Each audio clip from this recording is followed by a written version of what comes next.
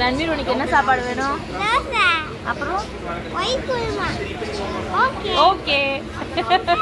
என் பையன் கேட்ட white kurma recipe 2 onion, 2 தக்காளி, பச்சை மிளகா, புதினா, கொத்தமல்லிலாம் குட்டி குட்டியாக கட் பண்ணி வச்சுருந்தேன். இதை அரைக்கிறதுக்கு தேவையான பொருட்கள் தேங்காய், பொட்டுக்கடலை, இஞ்சி, பூண்டு, சோம்புலாம் போட்டு நல்லா அரைச்சி எடுத்துக்கலாம். இந்த பேஸ்ட்டு தான் ரொம்பவே முக்கியம். முந்திரி பருப்பு கூட நீங்கள் சேர்த்து அரைச்சிக்கலாம். அப்புறம் ஒரு பேனில் ஆயில் வச்சு இந்த 2 ஆனியன், பச்சை மிளகாலாம் போட்டு நல்லா உப்பு போட்டு நல்லா வதக்கி எடுத்துக்கிறேன். இந்த ஒயிட் குருமாவுக்கு நான் 2 காய்கறிகள் மட்டும் தான் யூஸ் பண்ணுறேன். ஒன்று காலிஃப்ளவர், பொட்டேட்டோ, இது மட்டும் தான் குட்டி குட்டியாக கட் பண்ணி வச்சுருந்தேன். இது நல்லா வதங்கினதுக்கு அப்புறமா தக்காளி, இந்த புதினா, கொத்தமல்லி, காலிஃப்ளவர் எல்லாமே சேர்த்து நல்லா வதக்கி எடுத்துக்கலாம். ஒரு மூடி போட்டு கொஞ்சம் நேரம் வேக வச்சுக்கலாம். இந்த நல்லா வதங்கும் போது அந்த ஃப்ளேவர், அந்த வாசம் வரும். ஒரு 10 மினிட்ஸ் அளவுக்கு இந்த நல்லா வதக்கி எடுத்துக்குங்க. அதுக்கப்புறமா அந்த நம்ம அரைச்சி வச்ச பேஸ்ட்டையும் போட்டு கொதிக்க விட்டு ஒரு 10 மினிட்ஸ் கழித்து எடுத்தால் ஒயிட் குருமா ரெடி.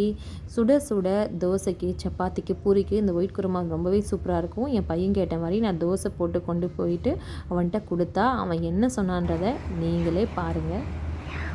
இங்கே பாரு எப்படி இருக்கு சார்? எப்படி இருக்கு அப்படின்னா எப்படி இருக்கு சொல்லு.